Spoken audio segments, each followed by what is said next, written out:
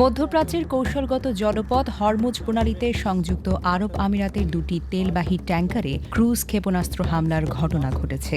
UAE কর্তৃপক্ষের দাবি, হামলায় একজন ক্রু সদস্য নিহত এবং আরও ৮ জন আহত হয়েছেন। আহতদের মধ্যে কয়েকজনের অবস্থা গুরুতর বলে জানানো হয়েছে। ইউএই প্রতিরক্ষা মন্ত্রণালয়ের তথ্য অনুযায়ী ওমানের আঞ্চলিক জলসীমার দক্ষিণ শিপিং লেনে চলাচলের সময় দুটি জাতীয় তেল ট্যাংকার লক্ষ্য করে ক্ষেপণাস্ত্র নিক্ষেপ করা হয়। হামলার পর উভয় জাহাজে আগুন লাগালেও দ্রুত নিয়ন্ত্রণে আনা সম্ভব হয়েছে। নিহত ব্যক্তি ভারতীয় নাগরিক বলে জানানো হয়েছে।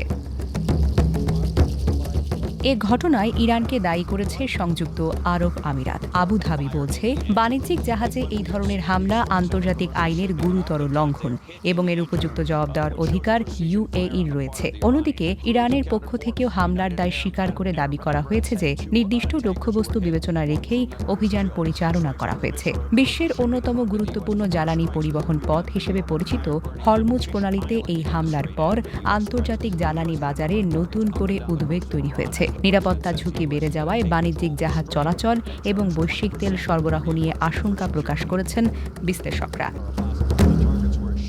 মধ্যপ্রাচ্যে চলমান উত্তেজনার মধ্যে এই হামলাকে নতুন এক বড় ধরনের সামরিক উত্তেজনা হিসেবে দেখা হচ্ছে। পরিস্থিতি আরও অবনতির আশঙ্কায় আন্তর্জাতিক সম্প্রদায় সংযম প্রদর্শনের আহ্বান জানিয়েছে এবং হরমুজ প্রণালীতে নিরাপত্তা জোরদারের বিষয়েও আলোচনা শুরু হয়েছে। Desk report, recap news.